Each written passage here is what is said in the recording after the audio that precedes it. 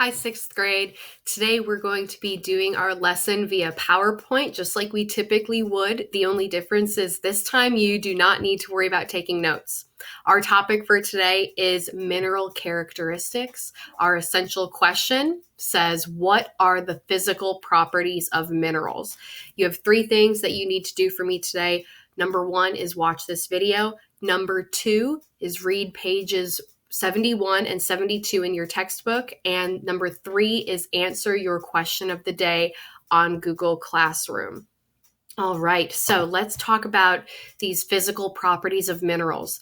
All minerals can be characterized based on 6 properties: hardness, luster, specific gravity, streak, cleavage, and fracture. So let's learn a little bit more about what these all mean.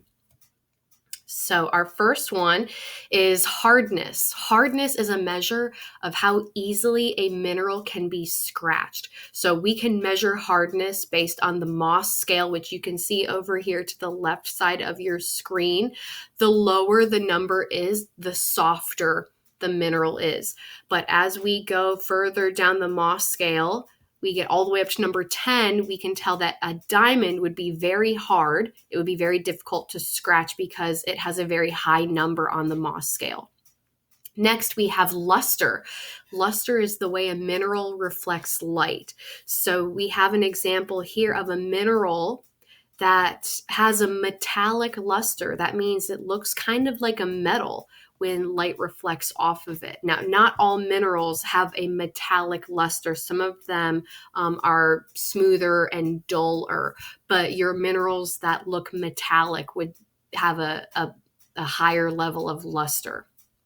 All right, next we have specific gravity, which is the ratio of a mineral's weight compared to the weight of an equal volume of water. So if you take a certain number of milliliters of water and compare it to the same volume of that mineral, the ratio between the two would be its specific gravity. We can see a mineral being weighed over here on the left.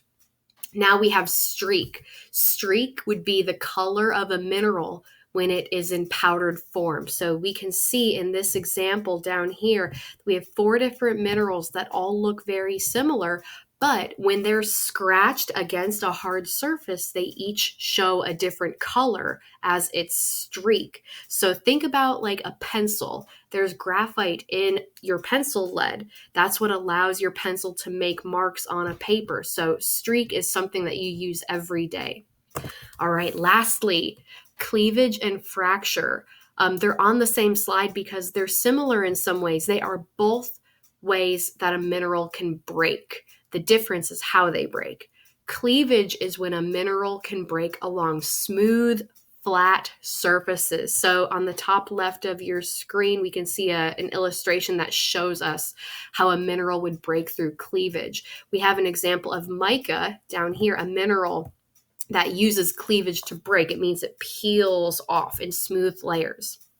Then we can have fracture. So that's your other way a mineral could break. We have an example right here. Fracture is when a mineral breaks in uneven, rough, and jagged surfaces. So quartz is an example of a mineral that breaks through fracture instead of cleavage.